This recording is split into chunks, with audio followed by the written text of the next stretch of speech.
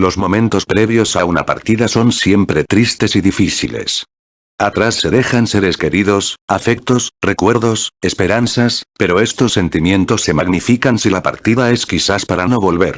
Cuando se parte para la guerra el soldado experimenta un sentimiento ambiguo, por un lado el dolor de alejarse de sus seres queridos y por el otro una fuerza incontenible le brota del fondo del corazón diciéndole que ha llegado el momento para el cual se preparó toda una vida. En mi caso hacía solo 15 días que había nacido mi segundo hijo, toda la familia estaba viviendo esta alegría tan profunda.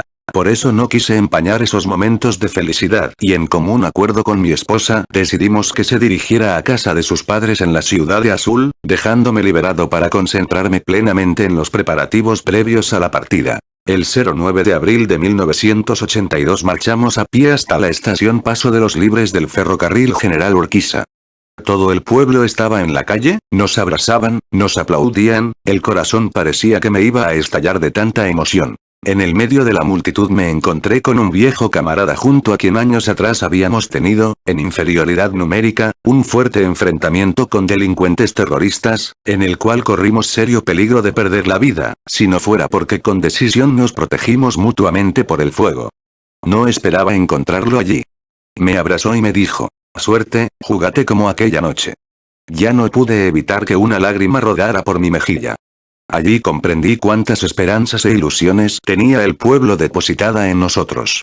Perdimos la batalla de Puerto Argentino, pero creo en lo más profundo de mi alma que la mayoría de quienes combatimos no los hemos defraudado. Estaba el pueblo en la calle dándonos el adiós, transmitiéndonos su calor y afecto, solo faltó que alguien del comando de brigada del cual dependíamos hubiera estado junto a nosotros, por lo menos para acercarnos una palabra de aliento. En Martín Coronado hicimos el traslado al ferrocarril General Roca y al llegar a la estación de Olavarría pude ver nuevamente a mi mujer y a mis hijos, quienes desde el andén, con una pequeña banderita argentina entre sus manos, observaban silenciosamente el paso del convoy.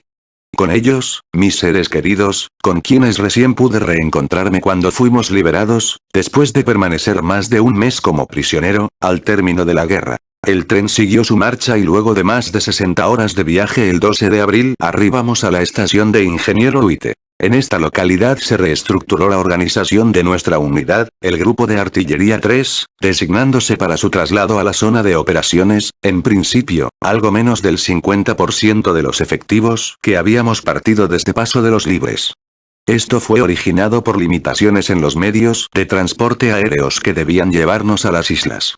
Estaba previsto que en un segundo oleaje nos completarían los restantes efectivos. El 13 de abril a las 2:30 de la madrugada, la batería de tiro B, que se encontraba a mi mando embarcó en un avión Hércules de la Fuerza Aérea, viajando también en este primer vuelo nuestro jefe, el entonces teniente coronel Martín Antonio Balsa. Al tocar suelo malvinense, una fuerte emoción embriagó mis sentimientos, me arrodillé y besé ese querido suelo que había aprendido a amar en mi lejana infancia a través de los relatos de quienes entonces fueron mis entrañables maestros de la escuela primaria. Al promediar la tarde ya nos encontrábamos en posición, listos para cumplir con nuestra misión. Habían transcurrido menos de 5 días desde el abandono de la guarnición de Paz, en suelo correntino. Nuestros camaradas que habían quedado en el continente, nunca pudieron cruzar a Malvinas, y así fue que tuvimos que duplicar nuestros esfuerzos en especial durante los 44 días que duraron las operaciones. Los días posteriores a nuestra llegada a Malvinas, hasta el día del inicio de las operaciones, constituyeron una tensa e interminable vigilia. Fue en ese terreno hostil, frío y desolado donde aguardamos con serena prudencia la hora decisiva. Fue en ese ambiente inhóspito donde llegaba al corazón de nuestros hombres, sin distinción de jerarquías, inagotables recuerdos y evocaciones, el hogar lejano, los hijos, la esposa que aguarda, la madre, una mujer querida, los amigos, nuestras ilusiones y nuestras esperanzas. Esperar me permitió ver de cerca cuántas fatigas inhabituales, cuántos esfuerzos pausados y silenciosos, fueron aceptados con maduro equilibrio y rostro endurecido en actitud de prevención y prudencia. Esperarnos significó sentir la sublime satisfacción que da el orgullo de poder dar cumplimiento a una deuda de honor con la nación. Había que tener entereza y paciencia, no había otra alternativa que esperar. El problema radicaba en cómo esperar. Y creo que el grupo de artillería 3, supo muy bien cómo aprovechar esta espera, en especial construyendo y perfeccionando los refugios para el personal, los cañones y la munición que llegaron en algunos casos a constituir verdaderas madrigueras que a posteriori salvarían muchas vidas. Además se realizó instrucción de todos los subsistemas que conforman el sistema de armas de artillería de campaña, servicio de pieza, observación y dirección del tiro, comunicaciones, etc., llegando a realizar con los cañones tiros de registro para verificar la puntería. Se reconocieron también posiciones de cambio, que son las que deben ser ocupadas cuando la principal se vuelve insostenible por la acción del enemigo, y suplementarias, que son las que se emplean para batir blancos que no pueden ser atacados desde la posición principal, y se realizaron enlaces y coordinaciones con todas las unidades vecinas. Estas actividades y una correcta acción de mando mantuvo nuestras mentes ocupadas y nuestro espíritu elevado y listo para el combate. Sabíamos que nos esperaba un duro desafío. El enemigo, materialmente superior, nos aguardaba al acecho. Este no era nuestro problema, teníamos una tradición a nuestras espaldas que no debíamos defraudar. Los varones de esta tierra jamás midieron la magnitud del enemigo cuando estaba en juego la justicia de la causa. Y esta era una causa justa y legítima de todo el pueblo argentino. La tensa vigilia se quebró en la madrugada del 1 de mayo cuando 2 aviones Vulcan atacaron el aeropuerto de Puerto Argentino, pretendiendo cortar la pista de aterrizaje. Nunca lo lograron. En esa fría y húmeda noche de otoño la guerra había comenzado. Pese a tener conocimiento de que la Task Force británica se encontraba próxima a las costas de Puerto Argentino, en condiciones de comenzar las hostilidades. El gris atardecer del 27 de abril parecía el preludio de una noche tranquila. Pero eso fue solo una simple presunción. Aproximadamente a las 20 horas un radar RASI del Regimiento de Infantería 3 detectan ecos en el mar al sur de nuestras posiciones. Parecía ser que desde una nave principal estarían lanzando al mar lanchones de desembarco. Rápidamente se da el alerta al subteniente Capanegra, que se desempeñaba como observador adelantado con la compañía B, quien nos ratifica lo que le habíamos transmitido. Con escasa información, con extremas dificultades para localizar los blancos, comenzamos a cumplir misiones de fuego sobre los ecos que se detectaban en la pantalla del radar. De esta manera, esa noche, los cañones de la batería de tiro B fueron los primeros que tronaron en las Islas Malvinas, recibiendo de esta manera su bautismo de fuego. Habían pasado más de 100 años desde que nuestra artillería no entraba en combate contra un invasor extranjero. Todo el cielo parecía derrumbarse con las explosiones, en toda la isla se oía el hondo retumbar de nuestros cañones y sus relámpagos parecían iluminar el espíritu de quienes, abnegadamente, permanecían expectantes en sus trincheras. A la madrugada, los lanchones se perdieron en la inmensidad del mar luego de haber soportado sobre ellos más de 160 proyectiles de 105 milímetros. Desde la apertura del fuego se encontraba en mi puesto de comando el jefe de nuestra unidad, TCNL Balsa, quien supervisaba personalmente la ejecución de las actividades. A medianoche arribó también a ese lugar el comandante de la agrupación de ejército Puerto Argentino, quien permaneció junto a nosotros hasta la finalización de la misión. No obstante, por los comentarios que hacía, parecía no entender que la misión de la artillería es batir por el fuego una extensa zona tanto en frente como en profundidad. Creo que él esperaba encontrar en la costa los lanchones perforados, como si se les hubiera tirado desde 150 metros con un fusil y no desde 7 u 8 kilómetros como realmente lo hicimos. Era realmente preocupante para nosotros llegar a dudar de que, quien nos mandaba, no supiera cómo emplearnos. Posteriormente se ratificó que había sido un intento de desembarco de tropas, comando que fue abortado por los fuegos de la batería de tiro B. La misión había sido cumplida pese a que nuestro comandante no lo comprendiera. Durante los primeros días de mayo el enemigo buscó hostigar, perturbar y desgastar a la defensa argentina mediante 2 tipos de acciones: bombardeo aéreo y cañoneo naval. Contra los aviones británicos, precisa y eficiente fue nuestra artillería de defensa aérea, prueba de ello son los 14 aviones derribados en combate. Quedaba entonces dilucidar cómo afectar a las fragatas, que noche a noche, posicionadas al sur de Puerto Argentino, aproximadamente a 15 kilómetros de la costa, batían impunemente nuestras posiciones. Nuestro jefe propuso entonces al comandante de la agrupación Ejército Puerto Argentino, pedir al continente la asignación de cañones Citer de 155 milímetros de fabricación nacional de 20 kilómetros de alcance, para poder intentar con sus fuegos neutralizar a los navíos británicos. El 14 de mayo de 1982, fue un día frío, ventoso, gris, con copiosas lloviznas, pero fue también un día de regocijo general, al recibir el primer cañón de 155 milímetros, que a partir de ese momento fue bautizado, humorísticamente, como el Gran Bertha, en evocación de aquel famoso cañón alemán empleado en la Primera Guerra Mundial. De inmediato se iniciaron detalladamente los reconocimientos para su emplazamiento.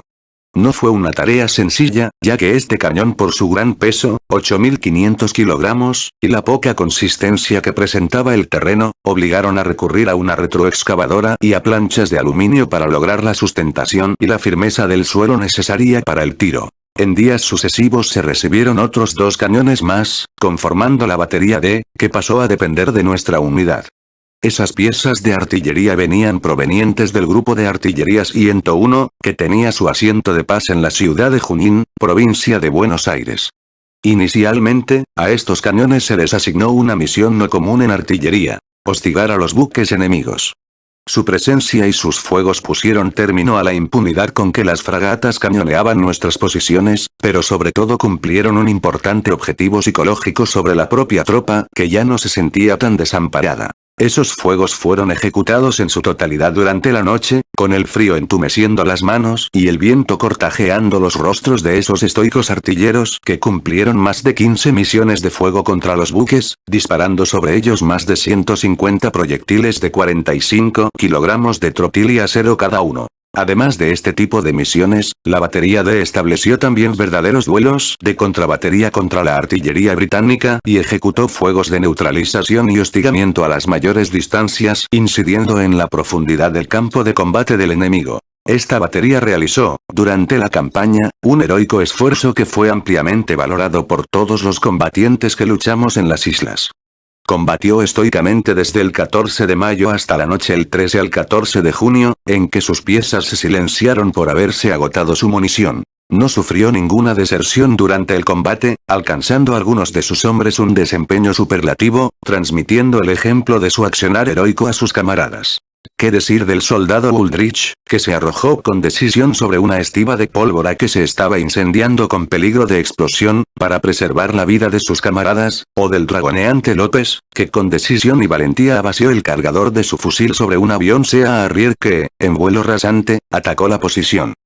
¿Qué decir de la entrega y sacrificio del teniente primero de Afunchio, del subteniente Pérez, del suboficial principal Garnica, y de todos los artilleros que integraron la batería, que fue quizás la que recibió los conceptos más elogiosos de los estudiosos de esta guerra, tanto del país como del extranjero? Podríamos hoy recordar numerosos escritos británicos, que por ser precisamente vertidos por el enemigo de esos días, involucran una gran objetividad, ajena a la natural predisposición de ver las cosas desde nuestro propio punto de vista. Pero me limitaré a mencionar solo 3 de ellas. La primera extraída del libro Una cara de la moneda, que dice: los cañones argentinos de 155 milímetros, que estaban situados alrededor de Stanley, seguían causando estragos entre las posiciones británicas. Son unos cachorros endemoniadamente malos y desagradables. Te escupen un proyectil y te estonquea toda la zona.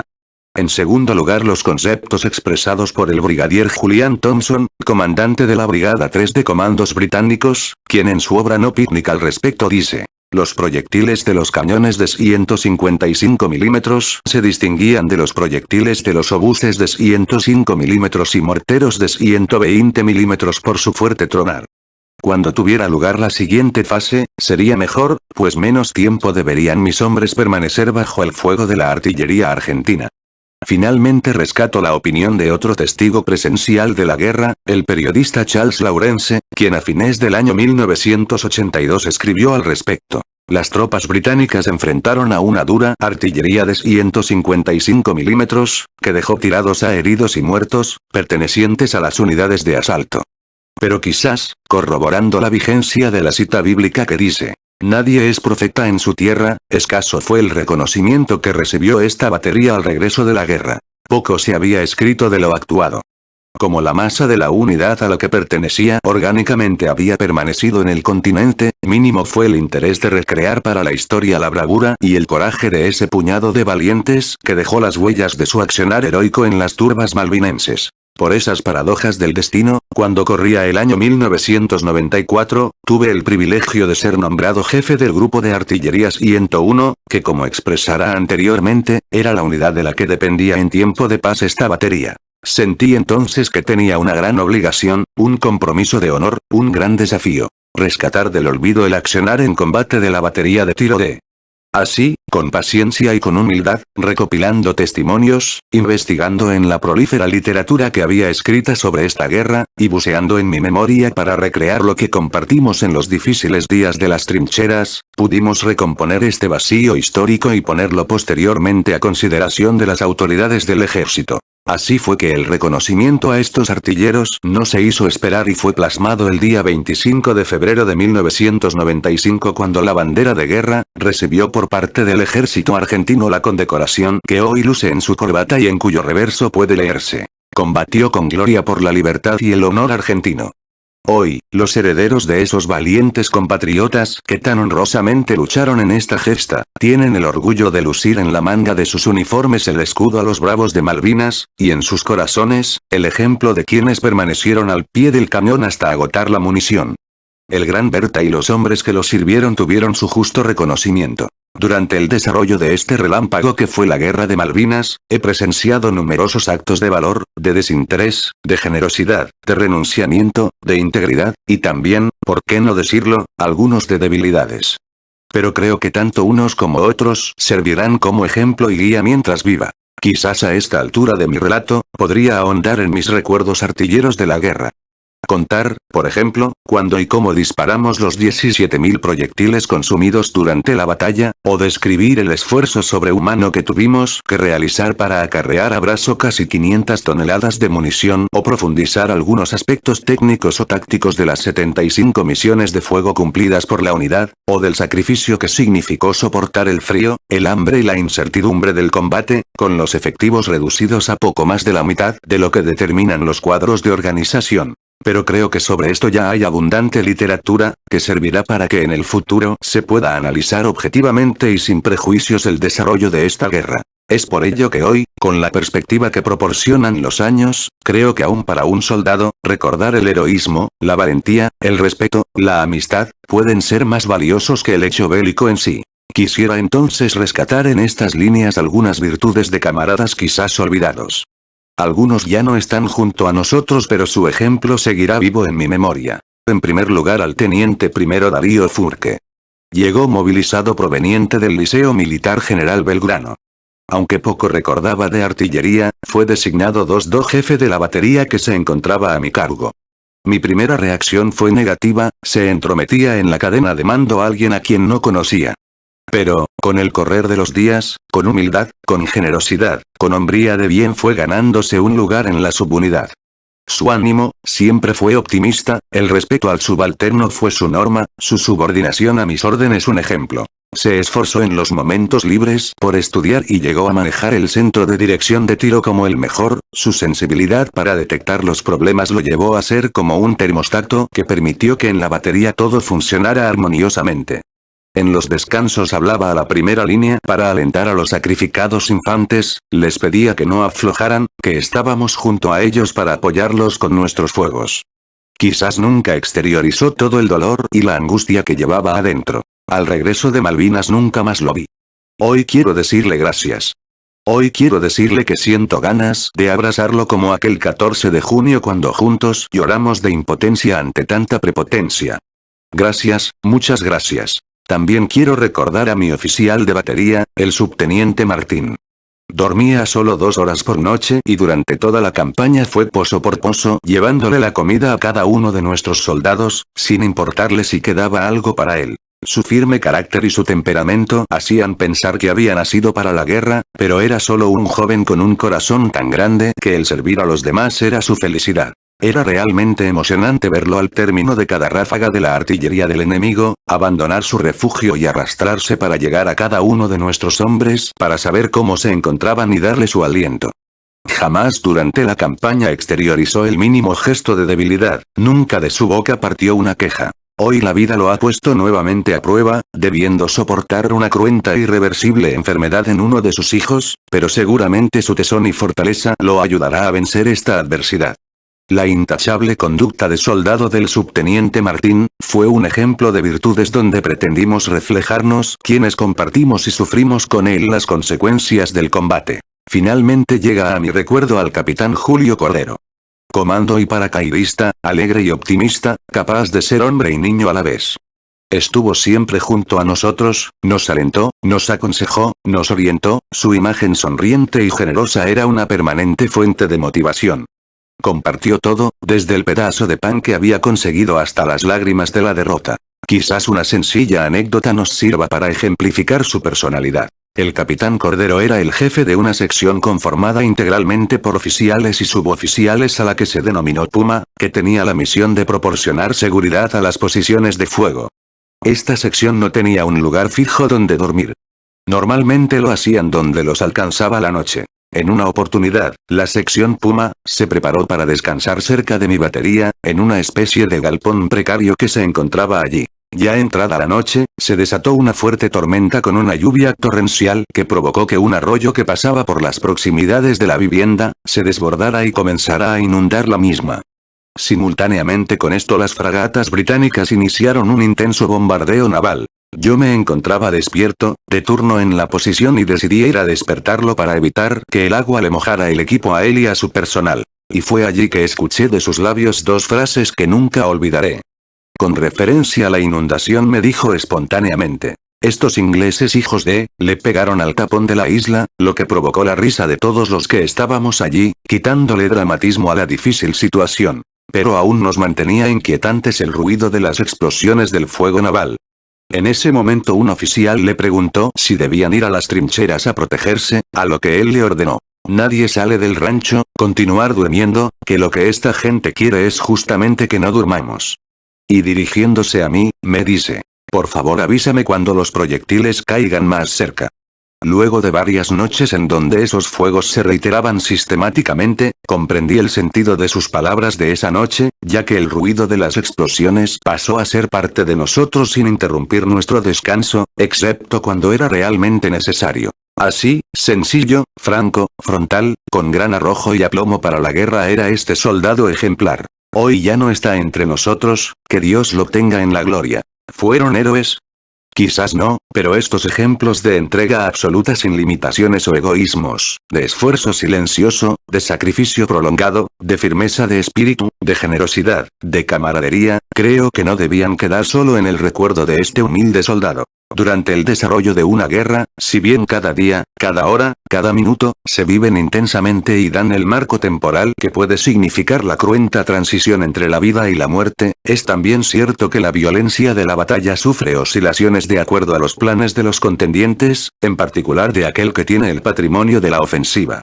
La guerra de Malvinas no fue una excepción. Trataré de relatar algunos hechos ocurridos entre el 9 y el 11 de junio de 1982, días durante los cuales las fuerzas inglesas iniciaron el ataque final sobre la posición de Puerto Argentino, escalando el fragor de la batalla a su mayor intensidad. El día 9 de junio fui llamado al puesto comando del grupo de artillería 3, y allí, el jefe de la unidad, me impartió la orden de relevar, por 48 horas, al jefe de la batería de tiros teniente primero Héctor Tesey, como así también a parte del personal de la misma, con hombres de mi batería, para permitir que aquellos pudieran descansar. Como consecuencia de su misión, y dada su ubicación geográfica en el terreno, 2000 metros al oeste de Modibrook, la batería C era, hasta ese momento, la que había recibido los fuegos de contrabatería más intensos y sostenidos. Esta batería estaba organizada con 8 piezas, calibre 105 mm Otto Melara, de 10.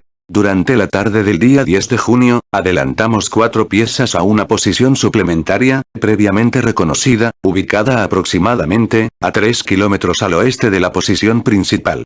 Desde allí resolveríamos, en alguna medida, el problema de no poder batir determinados blancos como consecuencia de nuestra falta de alcance. Los fuegos fueron reglados por los observadores adelantados, ubicados en Monte Longdon, Teniente Alberto Ramos, 2 hermanas, Capitán Tomás Fox, y Monte Harriet, Teniente Daniel Tedesco, y dirigidos por el Centro de Dirección de Tiro del Grupo de Artillería 3. Recuerdo que los daños causados a los británicos en esa oportunidad fueron importantes, ya que no escatimaron esfuerzos en ejecutar un rápido y eficaz fuego de contrabatería sobre nuestra posición, como así también en atacar la misma con medios aéreos. Aproximadamente a las 1600 horas, y luego de haber terminado de cumplir una misión de fuego, emergieron, desde detrás del monte Dos Hermanas, dos imponentes Sea Harrier, los cuales volando a baja altura, atacaron la posición. Esta acción la repitieron aproximadamente media hora más tarde, pero cambiando la dirección del ataque.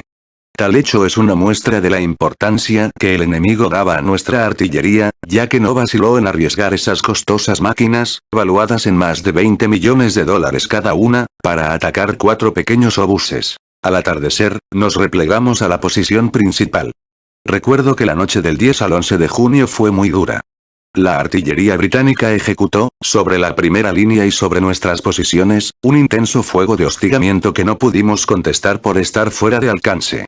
Es destacable recordar que nuestra artillería tenía un alcance de 10,2 kilómetros, y la enemiga de 17 kilómetros. Solo nos quedaba apretar los dientes y rezar. Era realmente emocionante ver, al término de cada ráfaga del enemigo, a jóvenes oficiales y suboficiales abandonar sus refugios y arrastrarse para llegar a cada uno de los hombres, con el objeto de saber cómo se encontraban y alentarlos. Si todo estaba sin novedad, un cerrado zapucay se elevaba a los cielos malvinenses. La noche fue muy fría y cerrada. Durante esas horas reflexioné sobre la gran responsabilidad que tenía, y pedí a Dios que nos ayudara para adoptar las medidas más adecuadas, preservar a nuestros hombres y apoyar eficazmente a nuestra infantería. El 11 de junio fue un día frío, con cielo claro y soleado. Durante la mañana y la tarde, se sucedieron los adelantamientos y combates desde las posiciones suplementarias. Los fuegos de contrabatería del enemigo resultaron más intensos. El teniente Ramos dirigió los fuegos y reiteró que la reunión de personal y medios de los británicos en su sector era cada vez más importante. Allí volcamos todos nuestros esfuerzos. Por la noche, nos replegamos a la posición principal. Me comuniqué con el teniente coronel Balsa, quien me ordenó que preparáramos los medios y el espíritu, porque el enemigo, según los indicios que se disponían, incrementaría durante esa noche el ímpetu de su ataque. Siendo aproximadamente las 22 horas, escuché la voz del teniente Ramos pidiendo fuego sobre su sector. La misión de fuego fue cumplida. La voz del teniente Ramos se silenciaría para siempre a las 4 de la mañana. Aquella fue la última misión de un soldado ejemplar. Un suboficial del regimiento de infantería 7, que se replegaba, me informó que había quedado herido, cubriendo el repliegue de quienes estaban junto a él, mientras hacía fuego con una ametralladora. Nunca lo volvimos a ver.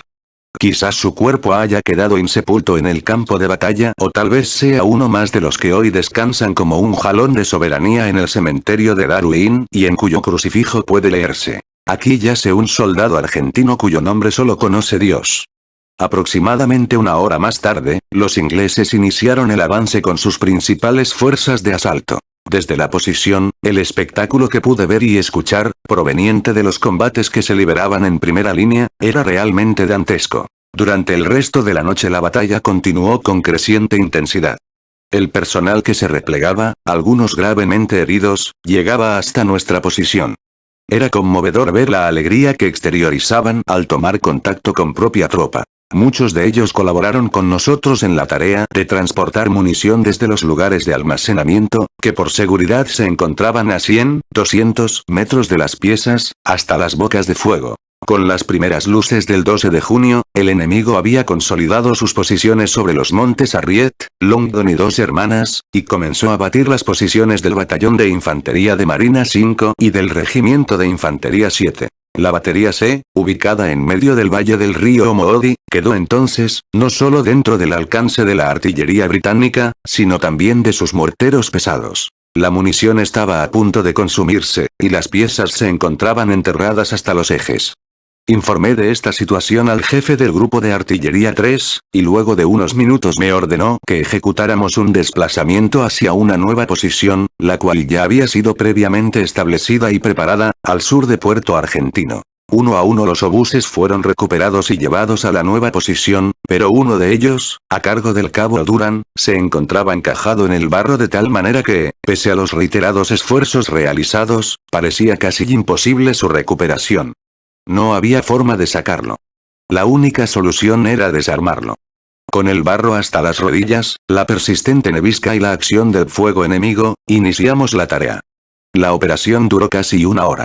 Lo desarmamos por completo, y así, por fin, fue cargado en un vehículo y transportado al nuevo emplazamiento. A media tarde, y sin novedad, finalizó el cambio de posición. Un duro combate nos esperaba al día siguiente. Pretender atribuir a cada combatiente una actitud heroica en cada uno de los instantes de esos largos 70 días, no sería una valorización sincera. Pero creo que deberíamos exaltar en su justa dimensión la actitud valerosa de aquellos que aún a riesgo de su propia vida han realizado acciones que muestran una grandeza de espíritu que los eleva sobre sus pares. Quisiera hoy con mi recuerdo rendir tributo a dos jóvenes suboficiales que en los días finales previos al desenlace de la batalla tuvieron actitudes dignas de los mejores elogios. El día 13 de junio de 1982 fue un día frío, con cielo claro y soleado, durante la noche se habían sucedido intensos fuegos de contrabatería. A la mañana se cumplieron misiones de fuego en forma casi ininterrumpida, estableciendo con el enemigo verdaderos duelos de artillería. A unos 150 metros de nuestra posición teníamos un depósito de armamento y equipos dentro de un pequeño tinglado. En su interior había dejado de custodia a 2 soldados con la misión de no abandonarlo por ninguna causa. A las 13 horas, la posición recibe intenso fuego de artillería, miro el depósito y veo que comienza a incendiarse, me acerco lentamente y compruebo que está prácticamente destruido.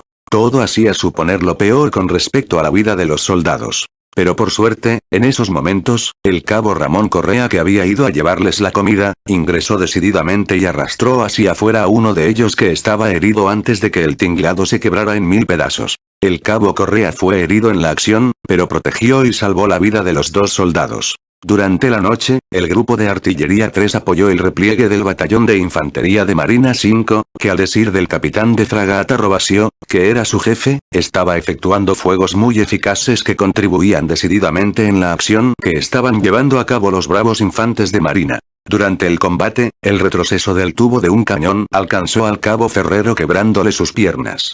El suboficial cayó herido pero demostrando un gran espíritu militar se negó a abandonar la posición, gritando y con lágrimas en los ojos se resistió, hasta que por la fuerza fue cargado en un camión Unimog y trasladado a un hospital. Qué actitudes tan sencillas, pero qué grandeza encierran.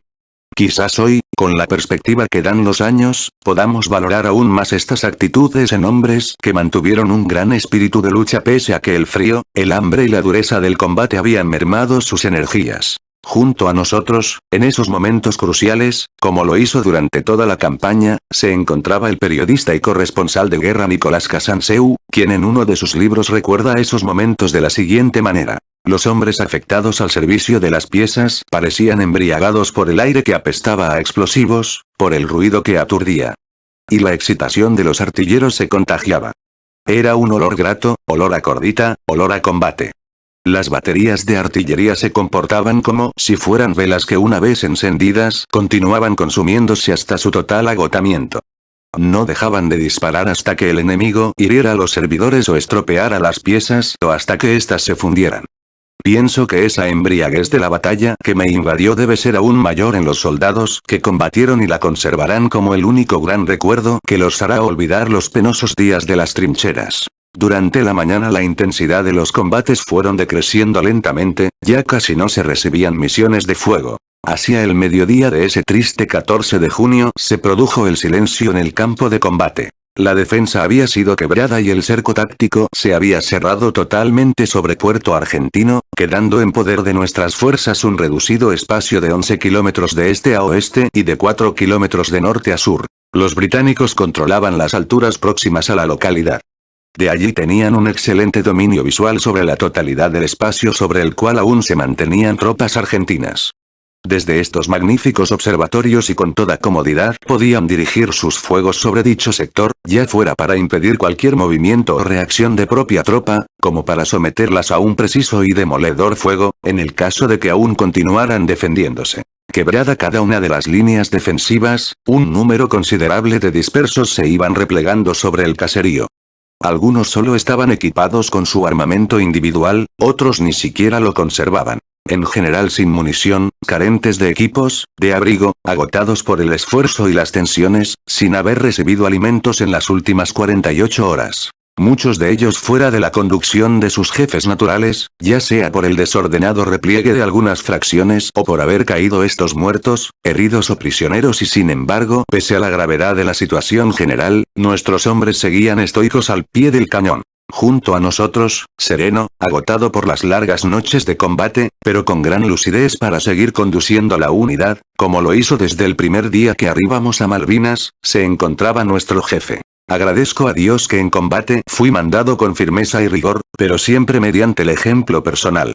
Eso permitió que ese espíritu llegara hasta el último de los hombres y la unidad haya combatido en forma sobresaliente, pero por sobre todo se haya mantenido monolíticamente la disciplina hasta el último día de combate. Mientras caía sobre Puerto Argentino una fuerte nevisca, ya no se escuchaba el ronco y ensordecedor tronar de los cañones. Densas columnas de humo se podían apreciar desde diferentes sectores del caserío, que eran el mudo testimonio de las consecuencias de la batalla. La suerte sobre Puerto Argentino, ya estaba echada, ya no existía ninguna posibilidad de éxito. La concreción del cerco táctico había planteado crudamente la doble alternativa: aniquilamiento o capitulación. Y creo profundamente, que en ese momento, con el profundo dolor del recuerdo de quienes regaron con su sangre generosa las turbas malvinenses, con el rostro endurecido por el frío y el cansancio, solo existía para mí una única posibilidad: seguir combatiendo hasta las últimas consecuencias.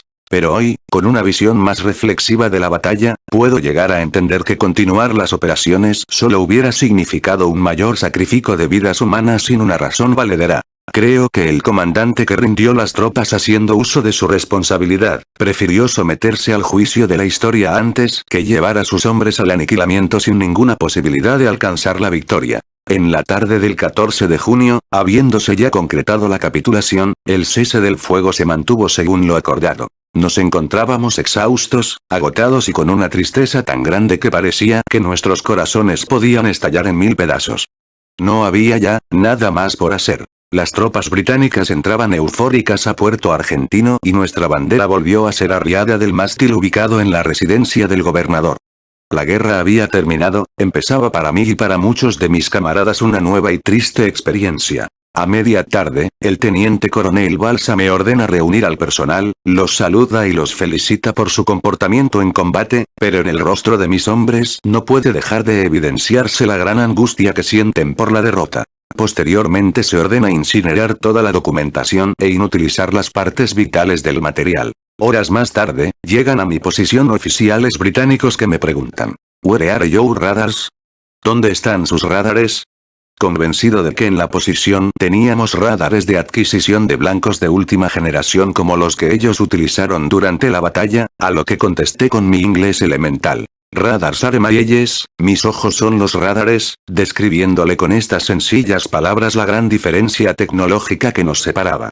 Permanecimos en las posiciones hasta el día 16 de junio, donde nos ordenaron marchar a pie hasta proximidades del aeropuerto. Al llegar a ese lugar, permanecimos en precarias condiciones por un par de días hasta que nos indicaron que debíamos dirigirnos a Puerto Argentino, para embarcar en el buque británico Canberra de regreso al continente. Antes de iniciar la marcha, exhorto a mis hombres a mantener la entereza, a adoptar una actitud digna frente al enemigo y, especialmente, a no ejecutar ninguna acción que pueda ser malinterpretada por nuestros custodios y que pueda dar origen a un incidente que ponga en peligro sus vidas. Durante los desplazamientos, el frío y una tenue llovizna hacía más dramático el momento. Era lamentable ver la desagradable imagen que proporcionaba el equipamiento argentino esparcido a lo largo del camino que nos conducía al muelle, ruta que había sido recorrida previamente por otras unidades. Al arribar al embarcadero, un soldado mercenario latinoamericano, petizo y regordete, al que luego en el campo de prisioneros bautizamos el Nomo, me preguntó mi cargo y mi jerarquía. Le expresé que era el teniente primero Nabone, jefe de una batería de cañones y que quienes me seguían eran mis subordinados. Rápidamente me separó del grupo, dándome escasos minutos para despedirme de mis hombres y me hizo conducir hasta una casa diciéndome que los altos oficiales van a ser llevados hasta el buque, que se encontraba fuera de la bahía de Puerto Argentino, en un helicóptero. No me escuchó cuando intenté explicarle que no era un alto oficial, sino solamente un teniente primero. De nada valían mis explicaciones ya que no quedaban dudas de que su decisión ya estaba tomada. Me separaron del grupo y me introdujeron en una vivienda próxima al puerto. Mis hombres afortunadamente fueron llevados en lanchas hasta el Canberra. La casa que ocupábamos comenzó a llenarse. Pasaron varias horas y me reencuentro en ese lugar con varios amigos que combatieron en otras unidades. Fue una muy grata y reconfortante vivencia verlos y comprobar que seguían con vida. A la madrugada, la sirena del buque británico anunciaba su partida. Era evidente que ese viaje no era para nosotros. Con las primeras luces fuimos embarcados en un helicóptero Chinook y trasladados hacia el oeste. No sabíamos hacia dónde nos llevaban. Volamos sobre el mar con la compuerta del helicóptero abierta, por momentos temí que nuestro futuro fueran las heladas aguas que sobrevolábamos. Quizás hoy este razonamiento parezca exagerado, pero la guerra sensibiliza hasta las fibras más íntimas, y por momentos resulta difícil discernir entre la razón y la irracionalidad. Finalmente, llegamos a destino, nevaba, hacía mucho frío y nuestra incertidumbre era cada vez mayor. El lugar al que arribamos era un pequeño caserío, donde lo que sobresalía nítidamente era la cantidad de vehículos y pertrechos militares británicos que allí se encontraban. Después nos enteramos que estábamos en establecimiento San Carlos. Nos desembarcaron y nos colocaron en un corral, cercado por alambre de púas retorcido, algo así como un campo de concentración. En esa situación permanecimos todo el día. El intenso frío calaba nuestro cuerpo, la nieve nos mojaba y el cansancio parecía doblegarnos. No había duda de que querían quebrar nuestra moral. Nunca lo lograron. Al anochecer nos introdujeron en un frigorífico abandonado donde permanecimos más de 18 días. El lugar era lúgubre, con piso de cemento, sin ventilación, no entraba la luz del sol y la única iluminación era aportada por una lámpara de 50 vatios. El espacio era reducido y si bien en su interior la temperatura era aceptable, la falta de aire hacía que la atmósfera resultara bastante cargada. Las letrinas eran tambores de 200 litros cortados por la mitad, semiocultos solo por arpilleras, pero ubicados en el mismo local que nos servía de alojamiento y donde también comíamos, nos turnábamos para realizar la ingrata tarea de sacar los tambores al exterior cuando estos se llenaban. Salíamos fuera de estos locales por turnos, solo por espacio de 30 minutos a tomar fresher aire fresco, como decían los británicos, férreamente vigilados por nuestros custodios. No podíamos comunicarnos con los ubicados en recintos contiguos. Nunca pude saber cuántos hombres estábamos en esta situación. La comida era escasa y se limitaba a algún alimento enlatado. El agua estaba muy restringida, la repartían 2 veces al día, por lo que todos tratábamos de almacenarla en alguna lata de conserva vacía que nos hubiera quedado. En este campo de prisioneros me reencontré con un gran amigo, el teniente primero Guglielmone, artillero como yo, pero que en la guerra combatió con las tropas comando, ya que esta era una de sus aptitudes especiales. Juntos compartíamos estos días difíciles, normalmente hablábamos del futuro, intentando limitar a lo imprescindible el comentario de los hechos vinculados con la dura experiencia que habíamos vivido. Día a día recordaba a mi familia, pensaba en la ansiedad que tendrían por saber algo sobre mi vida, no llegaba a imaginarme cómo estarían mis hijos, pero creo que estos recuerdos me alentaban a querer seguir viviendo. Un día nos visitó la Cruz Roja Internacional para interiorizarse sobre nuestro estado de salud y nos confeccionó, a cada uno de nosotros, la ficha de prisionero de guerra. A partir de ese momento nuestra incertidumbre se redujo. A través de esta organización la comunidad internacional ya tenía conocimiento sobre nuestros destinos. Un día, cuando mi pensamiento vagaba en busca de recuerdos, escuché por la radio que tenía uno de nuestros custodios, que se estaba jugando un partido de fútbol de nuestra selección por el campeonato mundial que se desarrollaba en España.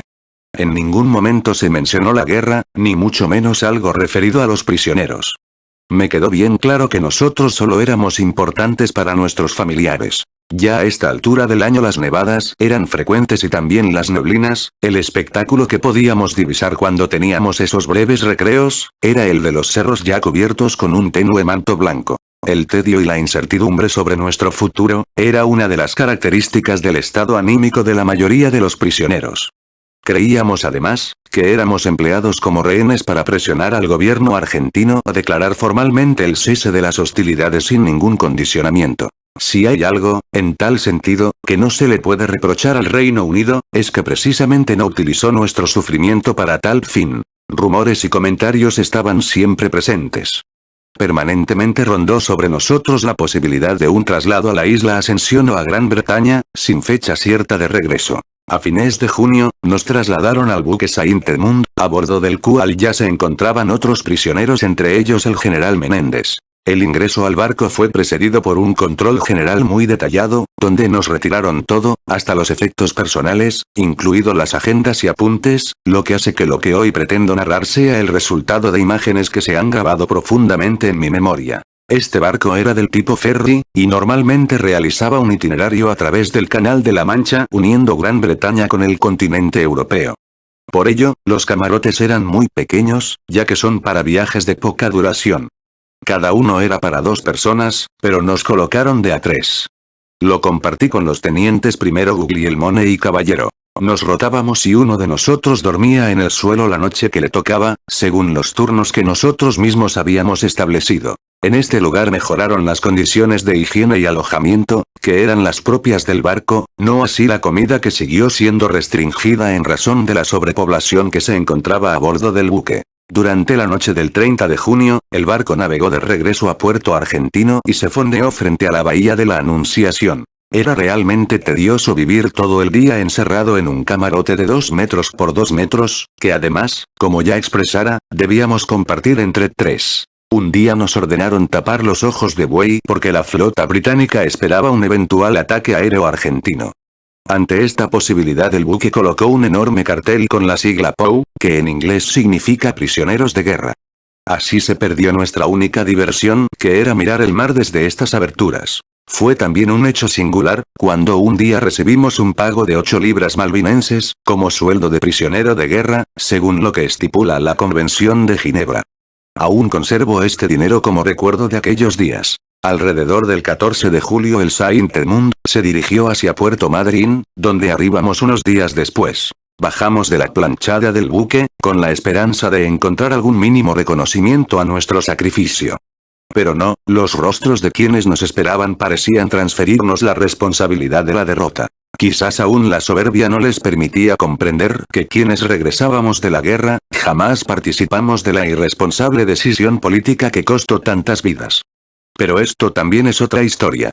Mi experiencia como prisionero de guerra fue difícil y dolorosa, pero creo que esos días sirvieron para poder reflexionar sobre todo lo vivido durante la batalla y repensar sobre mi futuro. Creo que si hubiera vuelto al continente con la sangre aún caliente por los combates, con el olor a pólvora en mis manos y con el dolor del camarada herido resonando aún en mis oídos, tal vez otro sería hoy mi destino. El tiempo permite madurar las emociones y los sentimientos, es por ello que esos días fueron para mí fundamentales para reencontrarme con los valores aferrados en lo más profundo de mi ser. No obstante debo reconocer que, cuando volví de Malvinas, era un hombre diferente.